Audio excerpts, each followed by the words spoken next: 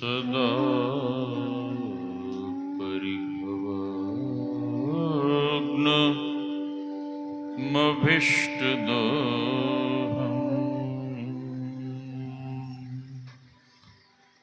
तीर्थास्पदं शिववीरं चिन्नुतं शरण्यम्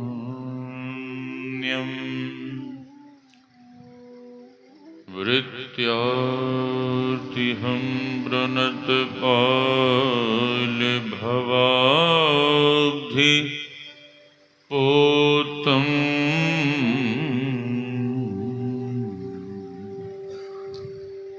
वन्दे महापुरुष ते चरणारविन्दम्।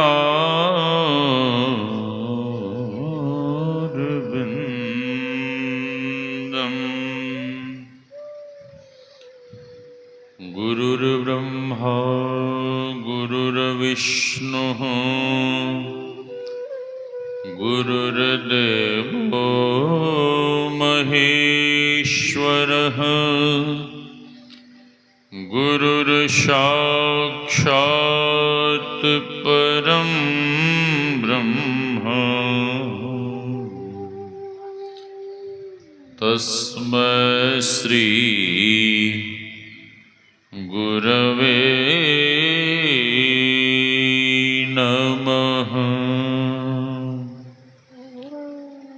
धन्य धन्य सद्गुरु सुखदा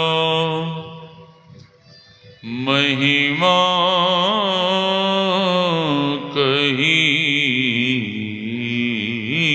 न जाय। जो कछु कहूँ तुम्हारी कृपा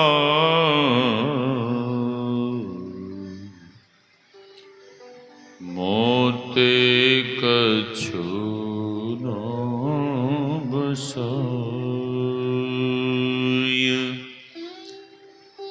मेरा मुझ में कुछ नहीं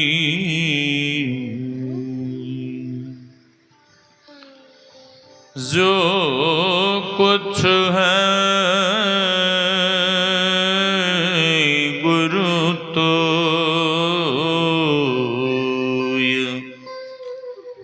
तेरा तुझको सौंपता प्रभु क्या लगेगा मोर। तेरा तुझको सौंपता प्रभु क्या लगेगा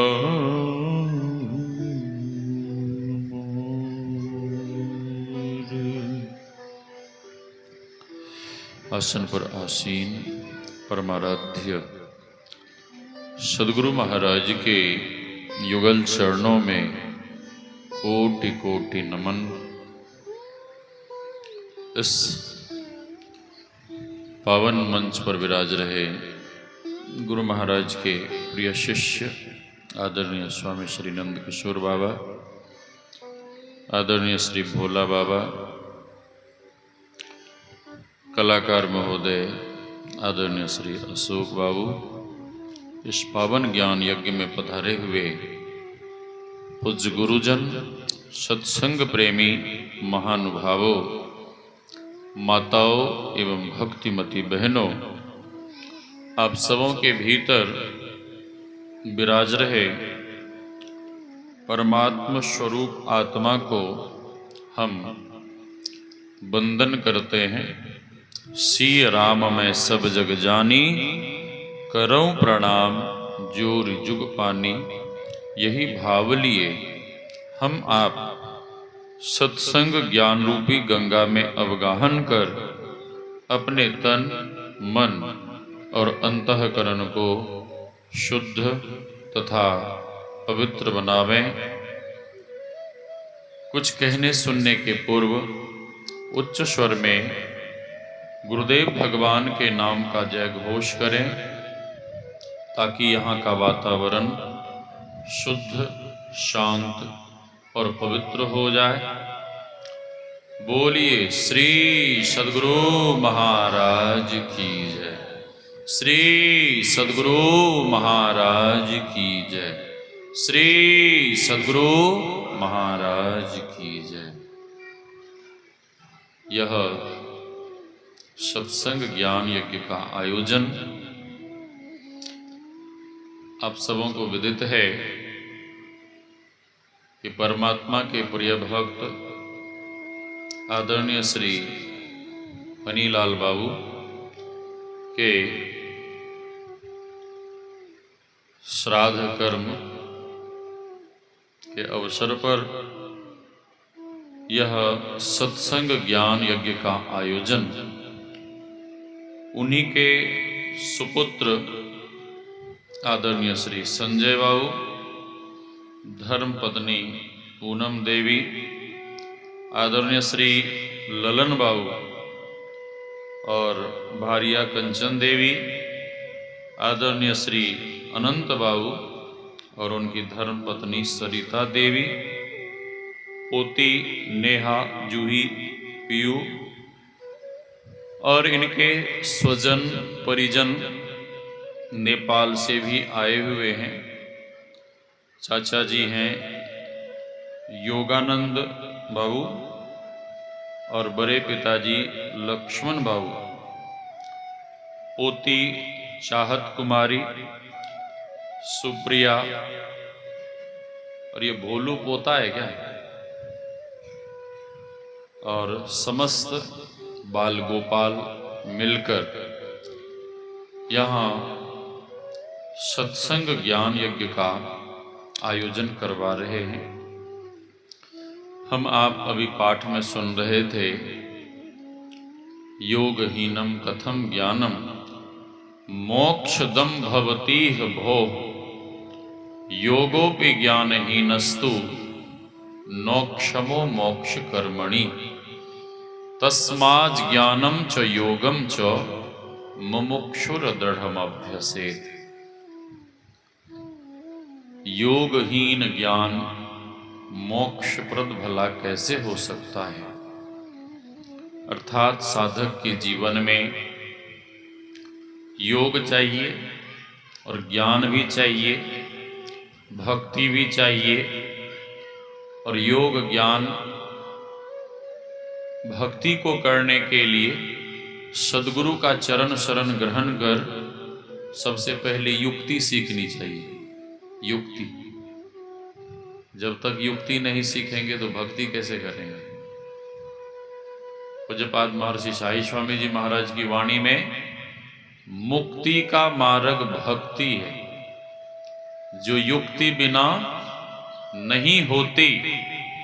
युक्ति से भक्ति यदि न किया तो सतपथ का ज्ञान कहाँ होगा, भव से त्राण कहाँ होगा। युक्ति अर्थात दीक्षा। दीक्षा। अर्जुन ने भगवान से पूछा कि हे केशव, हे माधव, ये योग की शिक्षा, ये योग का ज्ञान कहाँ से प्रारंभ हुआ, कहाँ से आया? बात नहीं करिए बाबा। श्री सद्गुरु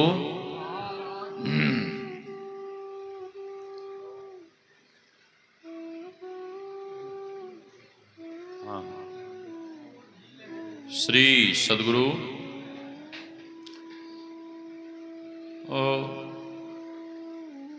अर्जुन ने भगवान से पूछा तो भगवान कहते हैं कि हे केशव, हे माधव, अर्जुन ने जिज्ञासा की। भगवान कह रहे हैं कि हे पार्थ, ये ज्ञान, योग, भक्ति, ध्यान, साधना, भजन, ये बहुत ऊंची बात है। साधक को सबसे पहले बैठने के लिए सीखना चाहिए।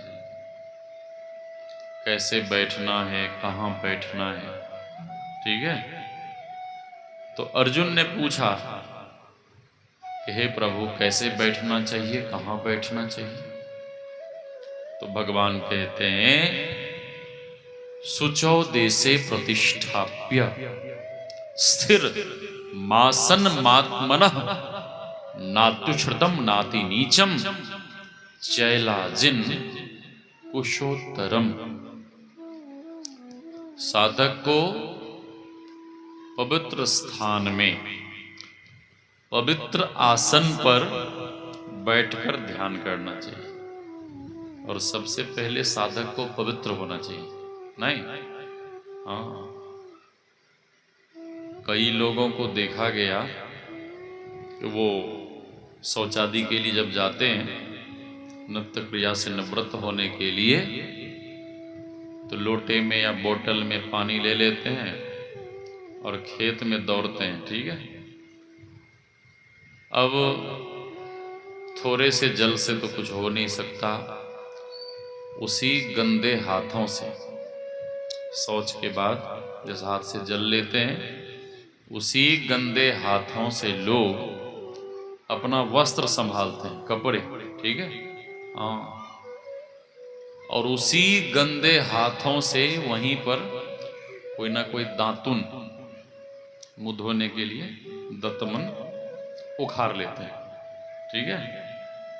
और उसी गंदे हाथों से दतमन करते हुए यहां तक आते हैं, कहां? नलके तक दतमन कर लेते हैं उसी गंदे हाथों से, कुल्ला आचमन कर। उसके बाद वहीं पर जो गीली मिट्टी होती है नलके के पास, उसी गीली गंदी मिट्टी को उठा के एक ही बार में उनका पूरा हाथ साफ हो जाता है। ये क्या है? ये अपवित्रता है, ये अपवित्रता है। और जो अपवित्र रहते हैं उन्हीं को ग्रह पकड़ता है। ग्रह आपने सुना होगा, ग्रह, ठीक है। शनि ग्रह, मंगल ग्रह, हाँ ठीक है, शुक्र, हाँ बुध, ठीक है, हाँ। लेकिन एक बात मैं कहूँगा, जिनके ऊपर सदगुरु महाराज की दया है, जो बिल्कुल पवित्र होकर ध्यान भजन सत्संग करते हैं, जिनके ऊपर सदगुरु महाराज की कृपा है, करुणा है, मेहर है, और जिनके ऊपर सदगुरु महाराज का अनुग्रह है, उसको कोई भी ग्रह कुछ नहीं बिगाड़ सकते, कुछ नहीं कर सकते। हाँ, तो पवित्रता, जब शौच के लिए जाएं तो अधिक जल लेकर जाएं, मिट्टी लेकर जाएं, वहीं गंदे हाथों को साफ कर लें एक दो बार। यह तब होगा जब अधिक पानी लेकर जाएंगे। उसके बाद जब नलके के पास पहुंचिए तो सबसे पहले गंदे हाथों को साफ करिए और 2 4 5 बार मिट्टी लगा लगा के दोनों हाथों को साफ करिए। उसके बाद दतमन, ब्रश जो भी करते हैं कीजिए और फिर जो भी करना है कीजिए। एक मुसलमान सुहान अली, वो गया शौच के लिए, और शौच के लिए जब गया तो जैसे ही बैठा, भोर का समय था, तो सामने एक बेर का पेड़ था, बेर का पौधा। जैसे ही बेर के पौधे को देखा, लाल लाल फले हुए बेर, उसके जीभ में पानी आने लगा।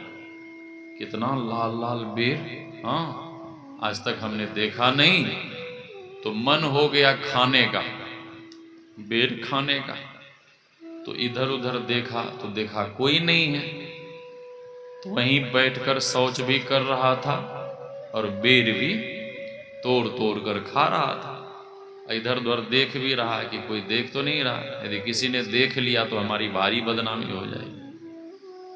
उसके गांव में उस दिन नाटक होने वाला था, नाच तमाशा। तो लोगों ने, गांव के युवा लोगों ने कहा कि मंच के, नाट्य कला जो मंच है उसके उद्घाटन के लिए किसको बुलाया जाए। तो लोगों ने कहा कि सबसे बड़ा आदमी तो वही है, सुहान अली, उसे बुला। हाँ, उसको बुलाया, कुर्सी लगी मंच के ऊपर और कुर्सी पे वो बैठा। अब उधर से जो नाचने गाने वाली आई, सुहान अली को देखकर वो गाने वाली गाना शुरू कर दी, जान गई बतियां सुहान तेरी राम, जान गई बतियां सुहान तेरी राम। सुहान अली को लगा कि लगता है कि किसी ने इसको बता दिया कि मैं शौच भी कर रहा था और बेर भी तोड़ तोड़ के खा रहा था। हाँ, अब वो गावे जान गई बतियां सुहान तेरी राम। तो सुहान अली ने कहा कि इस गाना को बंद कर, हाँ दूसरा कोई गाना गा। अब वो माने नहीं, गावे। तो सुहान अली को लगा कि इसको कुछ देना चाहिए, तब ये चुप होगी। तो सुहान अली ने अपने पैकेट में हाथ दिया, 500 का नोट निकालकर उस गाने वाली को दिया। तो गाने वाली और प्रसन्न हो गई और खुश हो गई और जोर जोर से गाना शुरू कर दी, जान गई बतियां सुहान तेरी राम। तो सुहान अली को लगा कि लगता है कि हमारी पूरी प्रतिष्ठा मिट्टी में ही मिला देगी, सबको बता देगी। तो सुहान अली ने फिर से पैकेट में हाथ डाला और 2000 का नोट निकाला और 2000 रुपए जब उसके जिम्मे दिया तो और खुश होकर जोर जोर से गाना शुरू कर दिया। हाँ, तो लोग अपवित्र रहते हैं और लोगों को, दूसरों को पता नहीं चलने देते हैं कि हम अपवित्र हैं। हाँ, बच्चे लोगों को सिखाइए, बचपन से सिखाइए, तब आगे करेगा। तो भगवान कहते हैं कि सबसे पहले साधक को पवित्र बनना चाहिए, पवित्र होना चाहिए। और पवित्र स्थान में, पवित्र स्थान खोजने कहाँ जाएंगे? पवित्र स्थान खोजने कहाँ जाएंगे? श्री सद्गुरु पवित्र स्थान खोजने कहाँ जाएंगे? घर में ही एक सुरक्षित स्थान रखिए जहां बैठकर आप केवल साधना करें, ध्यान करें। ऐसे स्थान का चयन करिए और पवित्र आसनी बिछाकर ध्यान करिए। भगवान कहते हैं कुशोत्तरम, कुशासन पर बैठकर ध्यान करना चाहिए। कुशासन, भगवान भोलेनाथ ने कहा सर्व सिद्धि तु कंबले, कंबल के आसन पर बैठकर ध्यान करने से साधक को सर्व प्रकार की सिद्धियां प्राप्त होती हैं। भगवान कहते हैं कि सम आसन आसीनः सम कायो यथा सुखम हस्ता उत्संग आधाय स्वनासाग्र कृते क्षण। साधक को पद्मासन, सुखासन या सिद्धासन में बैठना चाहिए, ठीक है। लेकिन लोग कहते हैं कि हमारे घुटने में दर्द है, हमारे कमर में दर्द रहता है, हम कैसे बैठ सकते हैं? तो परम संत बाबा देवी साहब ने कहने की कृपा की है कि यह योग, यह ध्यान योग की क्रिया चाहे बैठ कर करो या लेट कर करो, आलस्य से बचते रहो। आलस्य, आलस्यम ही मनुष्यानाम शरीरस्थो ही महारिपुः। साधक का मानव का यदि कोई सबसे बड़ा दुश्मन है, शत्रु है, तो साधक का सबसे बड़ा शत्रु कौन है? आलस्य। हाँ, आलसी आदमी जीवन में कुछ नहीं कर सकते, कुछ नहीं कर सकते। हाँ, एक राजा ने मंत्री से कहा कि मंत्री, मेरे राज्य में बहुत सारे आलसी लोग हो गए, बहुत आलसी हो गए। मंत्री ने कहा महाराज ऐसी कोई बात नहीं है, किसने आपको कह दिया? राजा ने कहा हाँ। मंत्री ने कहा कि महाराज आप यदि देखना चाहते हैं तो एक आलसी घर बनवाइए। आलसी घर, तो आलसी घर बनकर तैयार हो गया, उसमें रहना खाना सब फ्री। हाँ, श्री सदगुरु, रहना खाना सब फ्री। उधर मैं वृद्धाश्रम बनवा रहा हूं, जिसके घर में सारी सुविधा है, सब कुछ है, घर से आसक्ति है, बाल बच्चों से बहुत प्रेम है। ऐसे वृद्ध लोग कहते हैं कि हम भी रहेंगे, हम भी रहेंगे। हाँ, तो मैं कहता हूं ठीक है रहिए, लेकिन उनका आधा मन इधर रहता है आश्रम के तरफ, आधा मन घर के तरफ। ठीक है। हाँ, तो मैं कह रहा था कि वहां रहना खाना सब फ्री। एक ही दिन में पूरा आलसी घर भर गया, एक ही दिन में। अब राजा का दिमाग खराब होने लगा। राजा ने कहा कि मंत्री देख, मैं पहले से ही कह रहा था ना कि मेरे राज्य में बहुत आलसी लोग हो गए। मंत्री ने कहा महाराज ऐसी कोई बात नहीं है। अरे पूरा घर भर गया और तुम कह रहे हो ऐसी कोई बात नहीं है, देख नहीं रहे हो? मंत्री ने कहा महाराज आप इस आलसी घर में आग लगवा दीजिए। कोई माइक चालू है आपके तरफ, उसको बंद करिए। उधर के सारे माइक को बंद करिए, टोटल माइक बंद करिए उधर का। श्री सदगुरु, तो मैं कह रहा था कि राजा ने आग लगवा दी आलसी घर में, और जैसे ही आग लगवाया कि सारे लोग प्राण बचा के भाग गए। फिर भी दो आलसी उस घर में पड़े रहे। एक आलसी दूसरे आलसी से कहता है अरे भाई इस घर में आग लग गई है, चलो भागो। तो दूसरा आलसी लेटे लेटे कहता है अरे यार कब से हमने चिलम भर के रखा था, कहां कहां आग खोजने जाते, जब आग यहां तक चल के आ ही गई है तो कम से कम चिलम तो जला लेने दो। मंत्री ने कहा महाराज यही दो पक्के आलसी हैं, और कोई आलसी नहीं है। हाँ, और कोई आलसी नहीं है।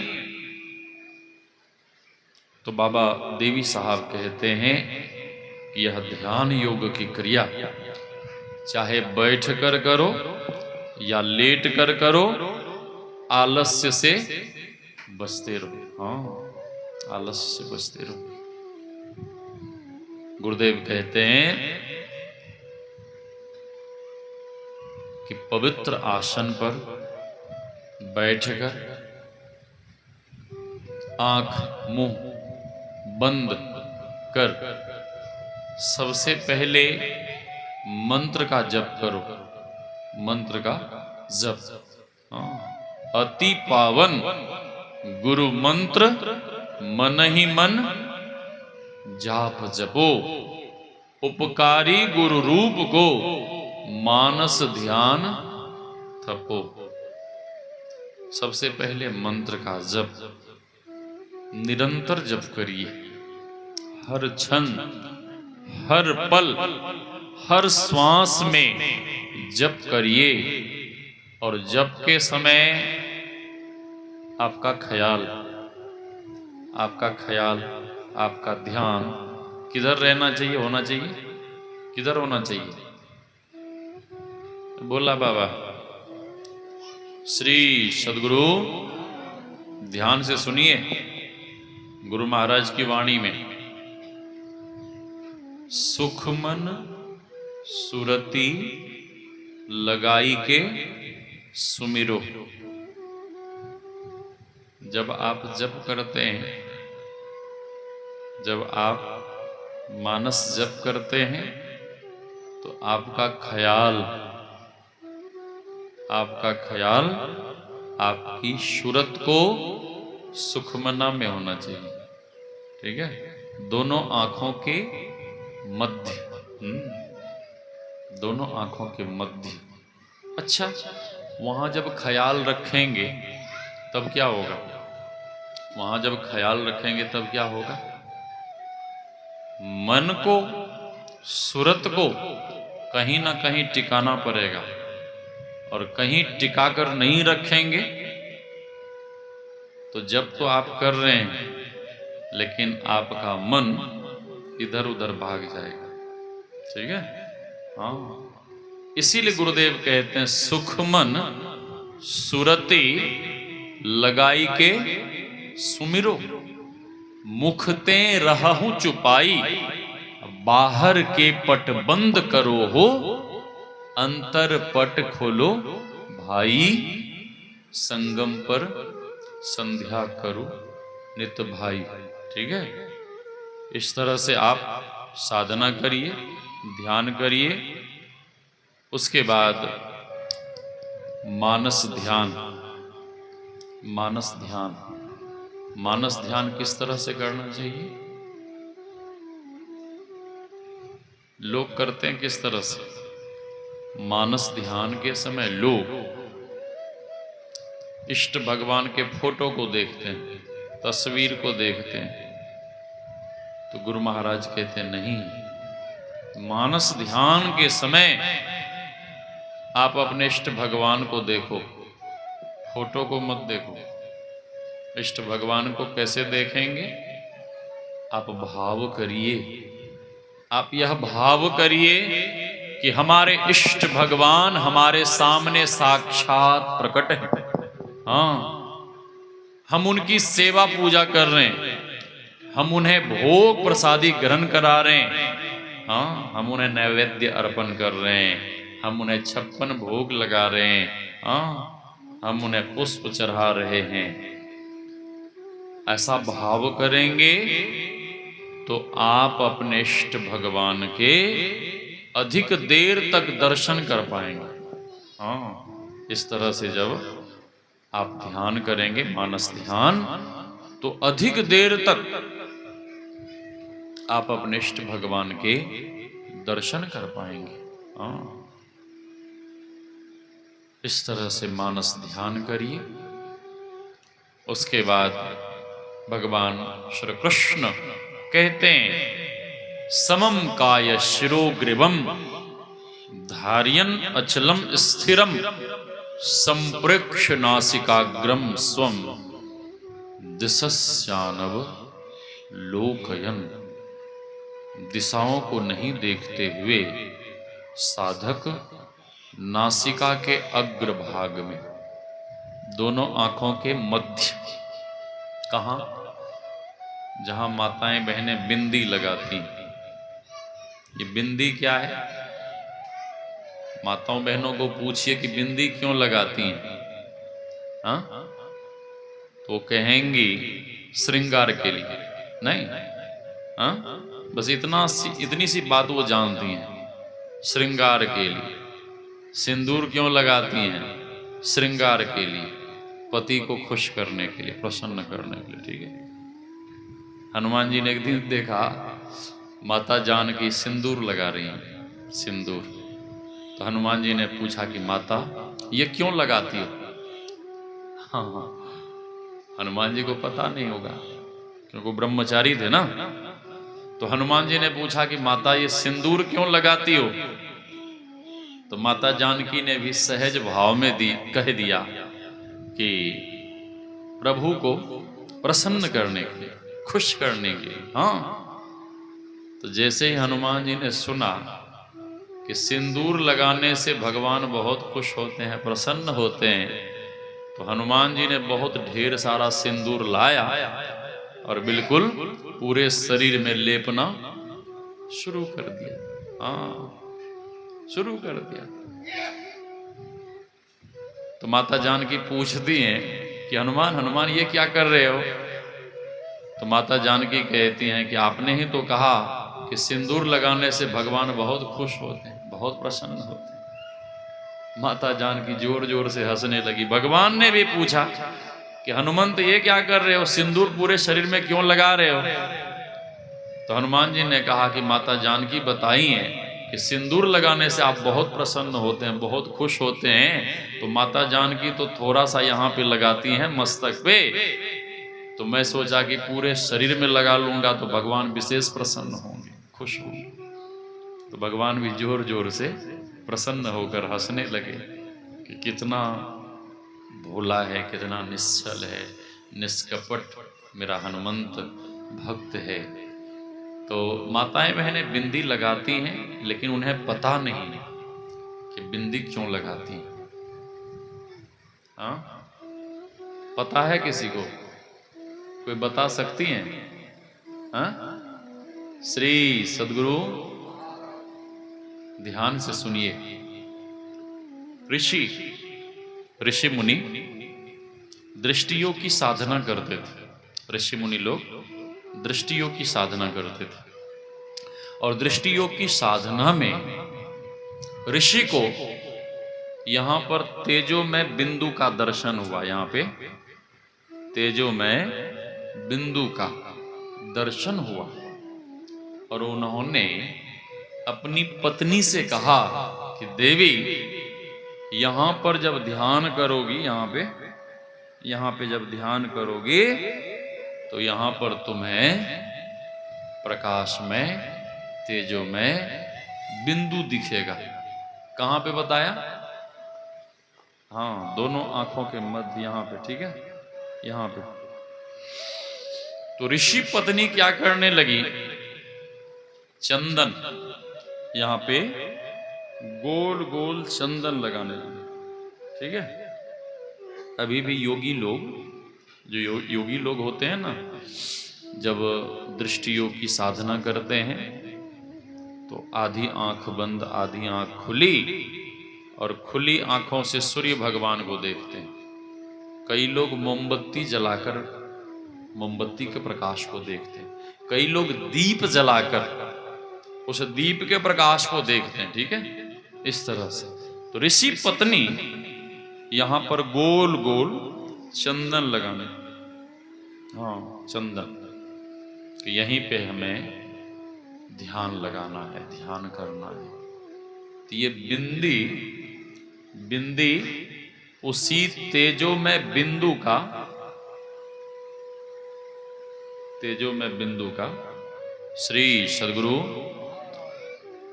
तेजो में बिंदु का प्रतीक है ये बिंदी, ठीक है। परमात्मा का जो विभूति रूप बिंदु है, उसी बिंदु का ये प्रतीक है बिंदी, जो मां बहनें लगाती हैं, आप लोग लगाती हैं, ठीक है। हाँ, याद रखिएगा। और यहीं पे कुछ माताएं तो ऊपर लगाती हैं, ठीक है, ऊपर नहीं, समझ लीजिए बढ़िया से, ऊपर नहीं, दोनों आंखों के मध्य, यहां पे, ठीक है। कुछ लोग यहीं लगाती हैं और कुछ लोग ऊपर लगाती हैं, ठीक है। तो दोनों आंखों के मध्य भगवान श्री कृष्ण कहते हैं, जब देखोगे, ध्यान लगाओगे, दृष्टि की दोनों धारों को एक करोगे, तो भीतर में प्रकाश में बिंदु दिखेगा। और गुरुदेव कहते हैं, उसी तेजो में बिंदु को एक टक से देखते रहो, देखते रहो, देखते रहो। क्या होगा? क्या होगा? अभी लोग देवघर जाते हैं ना, जल भरकर भगवान भोलेनाथ की पूजा आराधना करने, ठीक है, हाँ जाते हैं। लेकिन ऋषि कहते हैं, श्रुति भगवती कहती है, बिंदुनाद महालिंगम शिव शक्ति निकेतनम देहम शिवालयम प्रोक्तम सिद्धिदम सर्वदेही नाम। यह देह क्या है? देह शिवालय, ठीक है। और भगवान भोलेनाथ की उपासना आपको करनी है, सच्ची उपासना करनी है, ठीक है, तो ऋषि कहते हैं बिंदु और नाद जो लिंग रूप है उसकी उपासना करिए, अर्थात बिंदु और नाद ध्यान करिए, ठीक है। बिंदु और नाद ध्यान जब आप करेंगे तो भीतर में ही आपको भगवान शंकर के दर्शन हो जाएंगे। मोकू कहां ढूंढे रे बंदे, अब मैं तो तेरे पास हूं। लोग भगवान को ढूंढने बद्रीनाथ जाते हैं, केदारनाथ जाते हैं, गंगोत्री जाते हैं, कहां कहां, हरिद्वार। बाबा कबीर कहते हैं कि वे भगवान बाहर में नहीं, वे भगवान तुम्हारे अंदर में तुम्हें योग साधना के द्वारा मिल जाएंगे, ध्यान के द्वारा। तो अर्जुन ने कहा, श्री सद्गुरु अर्जुन ने कहा कि हे केशव, हे माधव, इस तरह से तो कोई भी ध्यान लगा सकेगा, ये तो बहुत आसान तरीका है। भगवान ने कहा, हां, इस तरह से कोई भी ध्यान कर सकेगा। एक बालक एक महात्मा जी के पास गया, महात्मा जी ने पूछा कि बच्चा ध्यान करते हो? तो बालक ने कहा कि हाँ बाबा, हम भी ध्यान करते हैं। दीक्षा लिए हो? बोला ना, दीक्षा तो हम नहीं लिए। फिर ध्यान काहे को करता है, ध्यान कैसे करता है? तो बालक कहता है कि बाबा, आप लोग जो ध्यान करते हैं वो वाला हम ध्यान नहीं करते हैं। तो महात्मा को हैरानी हुई, आश्चर्य हुआ कि ये कौन वाला ध्यान करता है। तो महात्मा ने पूछा कि तुम कौन वाला ध्यान करता है? तो लड़का कहता है कि बाबा, आप लोग जो आंख मूंद के ध्यान करते हैं ना, वो वाला हम ध्यान नहीं करते हैं। फिर कौन ध्यान करता है? तो लड़का कहता है कि बाबा, हम दही चूरा का ध्यान करते हैं, दही चूरा का ध्यान। दही चूरा के ध्यान से शरीर पुष्ट होगा, आपको तृप्ति होगी, मन को तृप्ति होगी, लेकिन आत्मा को तृप्ति होने वाली नहीं है। हाँ, इसलिए युक्ति जानकर ध्यान करना चाहिए। बिंदो मनोलयम कृत्वा दूरदर्शन मापुनियात, शुष्मनैव परम तीर्थम, शुष्मनैव परो जपः, शुष्मनैव परम ध्यानम, शुष्मनैव परागति। जो सुषमना ध्यान करते हैं, दृष्टि योग की साधना करते हैं, उन्हें सबसे पहले प्रारंभ में अंधकार दिखता है और अधिक साधना करने पर तेजोमय बिंदु का दर्शन, गुरुदेव कहते हैं उसी तेजोमय बिंदु को देखते रहो, देखते रहो। क्या होगा? गुरुदेव कहते हैं, नोकते सफेद सन्मुख, झलके झलाझली, झलमलाता हुआ आपको प्रकाश दिखेगा। शहरग में नजर थिर कर, तज मन की चंचली। जो साधक खूब मन लगाकर दृष्टियों की साधना करते हैं, उनका यह चंचल चलायमान मन स्थिर हो जाता है। उनका मन संसार की तरफ, संसार के विषयों की तरफ नहीं भागता। और अधिक साधना करने पर कई रंगों के प्रकाश का दर्शन, पीली, नीली, लाल, सफेदी, स्याही सन्मुख आता है। एक सत्संगी गए पूज्यपाद महर्षि संत सेवी जी महाराज के पास और कहने लगे कि बाबा, हाँ, जब मैं ध्यान करता हूं तो ध्यान में साही बाबा तो आते हैं, आप क्यों नहीं आते हैं? अब उन्हें हैरानी हुई कि ध्यान में साही बाबा आते हैं, ध्यान में तो गुरु महाराज को देखा जाता है, ये साही बाबा का नाम ले रहे हैं। तो पूज्यपाद महर्षि संत सेवी जी महाराज ने पूछा कि साही बाबा कैसे आते हैं? तो इन्होंने कहा कि गुरु महाराज ने पहले लिख दिया है, पीली नीली लाल सफेदी और शाही सन्मुख आता है। हाँ, पूज्यपाद महर्षि संत सेवी जी महाराज जोर जोर से हंसने लगे। वहां शाही नहीं है, स्याही है, स्याही शब्द है, ठीक है। तो पूज्यपाद हंसते हुए कहते हैं कि आप ध्यान के समय जब साही बाबा को बुलाते हैं, साही बाबा ही ना जाएंगे, जब हमको बुलाइएगा तो हम भी पहुंच जाएंगे, हम भी चले जाएंगे। हाँ, स्याही सन्मुख आता है। छट छट छट छट बिजली छट गए, भोर का तार दिखाता है। समदा उगत उदय हो रवि हो, धूर शब्द मिल जाता है। गुरु सदगुरु के चरण अधीनन, अगम भेद यह पाता है। ये अगम भेद वही प्राप्त कर सकते हैं जिन्होंने अपने जीवन की बागडोर गुरु चरणों में समर्पित कर दिया है। हाँ, यह अगम भेद है, परमात्मा प्राप्ति का भेद है। और साधना की अंतिम क्रिया है नादानुसंधान। श्री सद्गुरु, जो भी यहां सत्संगी लोग हैं ना, जिन्होंने दीक्षा ले लिया है, वे ध्यान से सुने। परमात्मा को प्राप्त करने का सबसे उत्तम सर्वोत्तम एक ही साधन है, एक ही उपाय है, वह है नादानुसंधान की क्रिया। जो साधक नादानुसंधान की साधना करेंगे उन्हीं को परमात्मा की प्राप्ति होगी। हाँ,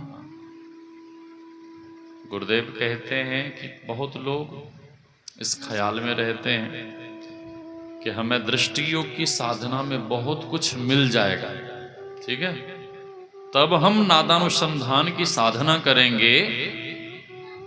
तो गुरुदेव कहते हैं कि दृष्टि योग की साधना में बहुत दिनों तक कठिन मार्ग पे चलना होगा। छुरस्य धारा निशिता दुरत्या दुर्गम पथस्त कवयो बदंती। छुरे की धार पर चलने के जैसे बड़ा कठिन काम है। भीतर में डर भय।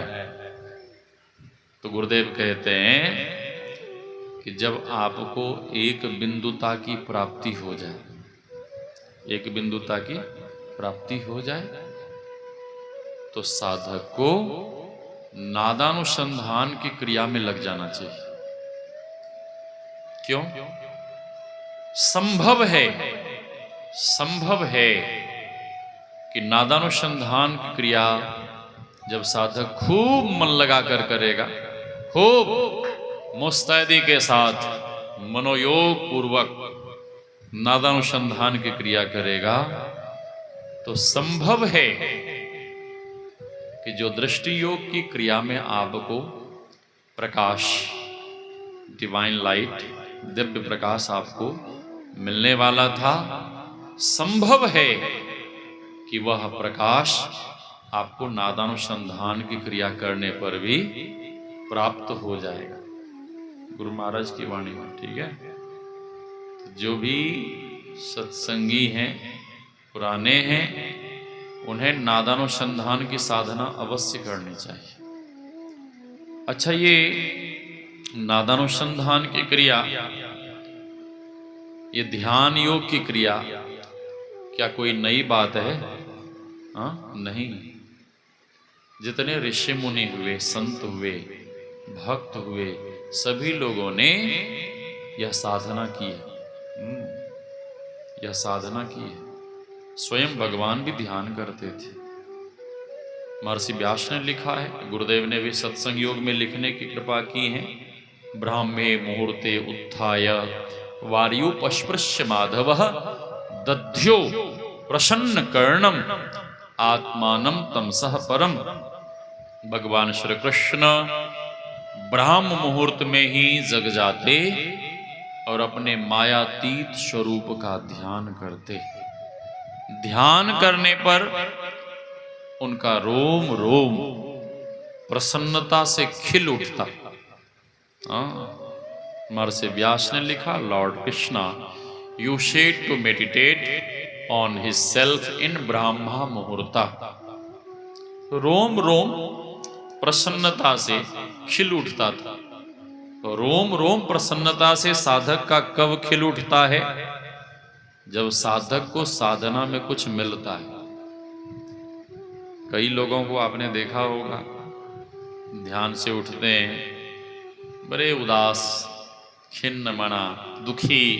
और किसी ने कुछ पूछ दिया तो गुस्से में आ जाते हैं। कर तो रहे थे परमात्मा के भजन, ध्यान कर रहे थे, तो आपको गुस्सा काहे को हो गया? गुस्से में क्यों आ गए? क्यों आ गए? गुस्से में इसलिए आ गए कि उन्हें साधना में कुछ मिला नहीं। ठीक है, साधना में कुछ मिला नहीं। और यदि मिल जाएगा तो कोई कुछ कह दे, अपशब्द कह दे, अटपटी बातें कह दे, फिर भी वो प्रसन्न रहता है, खुश रहता है। उसके भीतर एक अलग सी मस्ती छाई हुई रहती है। एक दारूबाज ने गुरु नानक देव जी महाराज से कहा कि बाबा पी लो। दारू का बोतल दिखाते हुए गुरु नानक देव जी महाराज से कहा कि बाबा पी लो। तो गुरु नानक देव जी महाराज ने पूछा कि ये पीने से क्या होगा? तो दारू पीने वाले व्यक्ति ने कहा कि पियोगे तो दिन भर मस्ती में रहोगे। अच्छा, कब तक? शाम को पियोगे तो सुबह तक, सुबह पियोगे तो शाम तक।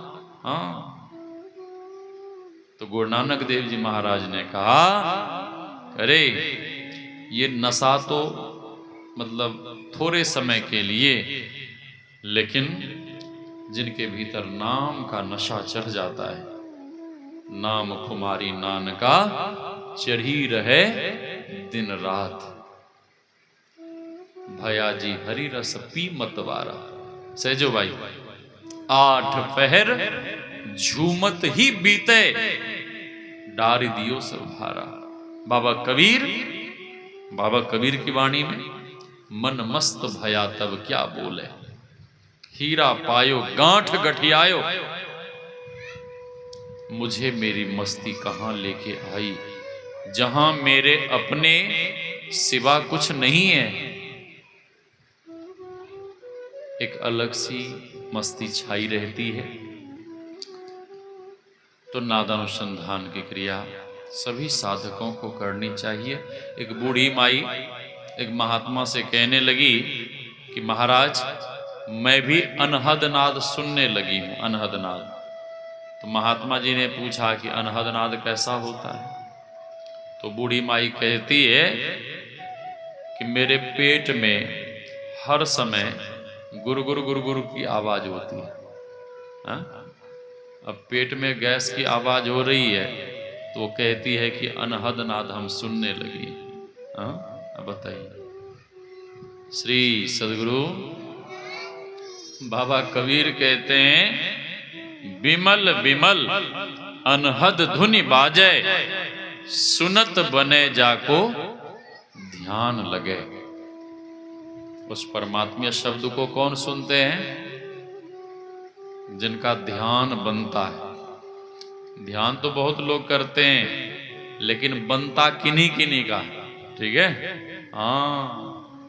सुनत बने जाको ध्यान लगे, सिंगी नाद शंख धुनि बाजे, अबुझा मन जहां केली करे, दहकी मछली गगन चढ़ी गाजे, बरसत अमिरस ताल भरे। अहरनिश अमृत की वर्षा हो रही है, पिएंगे कौन? अमृत हरदम कर पान पिए चौधारी, चुए चौधारी, बिन सदगुरु के दृग जीवन संसारी। उस अमृत को वही पान कर पाते हैं जो सदगुरु के लाल हैं, जो सदगुरु के शिष्य हैं, जो सदगुरु के दास हैं, जो सदगुरु के भक्त हैं। संत तुलसी साहब कह रहे हैं, बाबा कबीर कहते हैं पश्चिम दिशा को चलली बिरहिन, 5 रतन लिए थार भरे। बाबा कबीर कहते हैं पश्चिम दिशा को चलली बिरहिन। लोगों ने कहा कि बाबा कबीर मुसलमान थे, इसीलिए उन्होंने कहा पश्चिम दिशा की ओर जाओ, अर्थात मक्का मदीना की ओर जाओ। बाबा कबीर न तो मुसलमान थे और ना ही जुलाहे थे, ठीक है। बाबा कबीर का जन्म एक ब्राह्मण कन्या के गर्भ से हुआ था, गुरु रामानंद स्वामी के आशीर्वाद के कारण, ठीक है। ब्राह्मण रोज बाबा कबीर गुरु रामानंद स्वामी को पुष्प पहुंचाता था, फूल, पूजा के लिए। एक दिन बीमार हो गया। अब बीमार हो गया तो बाबा कबीर के लिए उस ब्राह्मण ने, गुरु रामानंद स्वामी के लिए उस ब्राह्मण ने अपनी बिटिया से कहा कि बेटी तुम ही जाओ, गुरु महाराज को फूल पहुंचा दो, पुष्प। और उनकी बेटी पुष्प पहुंचाने गई। पुष्प गुरु रामानंद स्वामी के सामने रख देती हैं, और जैसे रखती हैं तो गुरु रामानंद स्वामी ने आशीर्वाद दे दिया, पुत्रवती भव। किसको? ब्राह्मण कन्या को, कुंवारी कन्या को, कुमारी थी वो, आशीर्वाद दे दिया, एक फूल भी दे दिया। अब तो कन्या रोने लगी, बिल्कुल व्याकुल हो उठी कि हे गुरु महाराज, ये आपने हमें क्या आशीर्वाद दे दिया? मैं कुंवारी हूं, मेरी शादी नहीं हुई, और आपने पुत्र प्राप्ति का आशीर्वाद दे दिया। तो गुरु महाराज ने कहा कि सुनो, मेरा आशीर्वाद तो विफल नहीं होगा, जाओ, बेटा तो होगा लेकिन तुम्हें कोई क्लेश नहीं होगा, दुनिया वाले तुम्हें कुछ नहीं कहेंगे, जाओ। तो जैसे ही वहां से निकले आश्रम से, तो उसका गर्भ बढ़ने लगा। घर भी नहीं पहुंच पाई, बीच में ही बच्चे का जन्म हो गया। बीच में ही बालक का जन्म हो गया। कन्या उस बालक को उठाकर एक सरोवर में कमल पुष्प के ऊपर ऐसे फेंक कर रख के भाग गई। उधर से नीरू नीमा नाम के जुलाहे जा रहे थे, उसने देखा तो नन्हे से सुंदर बालक को देखकर पति पत्नी दोनों का मन बिल्कुल ललच गया, क्योंकि उसको बच्चा नहीं था, एक भी बच्चा नहीं था। लिया, घर गया, लालन पालन करने लगा। नाम के लिए मौलवी को बुलाया, तो मौलवी ने कुरान उल्टाना शुरू किया। तो जब भी उल्टावे तो क अक्षर से उसका नाम आवे, तो मौलवी ने कहा इसका नाम हम कबीर रखते हैं, ये खुदा का बंदा है, कबीर रखते हैं। तो मैं कह रहा था कि बाबा कबीर न तो मुसलमान थे ना ही जुलाहे थे, उनका जन्म एक ब्राह्मण कन्या के गर्भ से हुआ था। तो बाबा कबीर फिर पश्चिम दिशा मक्का मदीना की ओर जाने के लिए क्यों कहेंगे? मक्का मदीना से तात्पर्य क्या है? मक्का मदीना से तात्पर्य है, पश्चिम दिशा से तात्पर्य है तमसो मां ज्योतिर्गमय। तमसो मां ज्योतिर्गमय, अंधकार से प्रकाश की ओर चलना ही पश्चिम दिशा की ओर चलना है। तो इस तरह से बाबा कबीर कहते हैं, जिनका ध्यान बनता है उन्हें वह परमात्मा शब्द सुनाई पड़ता है। हमारे गुरुदेव कहते हैं, मीठी मुरली सुने सूरत के कान से, अरे हारे में ही बड़ा कौतूहल हो यह ध्वनिन के ध्यान से। तो जिन्हें साधना की विधि मिल गई है वे खूब मन लगाकर साधन भजन करें। अधिक नहीं कहते हुए वाणी को विराम। यह सत्संग ज्ञान यज्ञ का आयोजन गुरु महाराज के प्रिय भक्त आदरणीय श्री फनीलाल बाबू के श्राद्ध के अवसर पर यह हो रहा है। उन्हीं के सुपुत्र संजय बाबू, धर्म पत्नी पूनम देवी, पुत्र ललन बाबू, पत्नी कंचन देवी और अनंत बाबू और उनकी धर्म पत्नी सरिता देवी, पोती नेहा जूही पीयू और नेपाल से आए हुए हैं चाचा जी योगानंद बाबू और बड़े पिताजी लक्ष्मण बाबू, पोता पोती चाहत कुमारी सुप्रिया बोलू, समस्त बाल गोपाल। मैं सबसे पहले गुरु महाराज के प्रिय भक्त आदरणीय श्री फनीलाल बाबू के लिए गुरु महाराज से प्रार्थना करता हूँ कि हे गुरुदेव, वे जहाँ कहीं भी होंगे आप अपने चरण शरण में लगा कर रखने की कृपा करेंगे, दया करेंगे और उनके सभी पुत्रों के लिए, बाल गोपाल के लिए, पूरे परिवार के लिए, आप आए हुए तमाम गुरुजनों के लिए, माताओं बहनों के लिए तथा समस्त ग्रामवासियों के लिए हम गुरु महाराज से प्रार्थना करते हैं आप सबों का जीवन सुखद, समृद्ध एवं भक्ति में बने। इसी शुभकामना के साथ बोलिए श्री सद्गुरु महाराज की जय, श्री सद्गुरु महाराज की जय, श्री सद्गुरु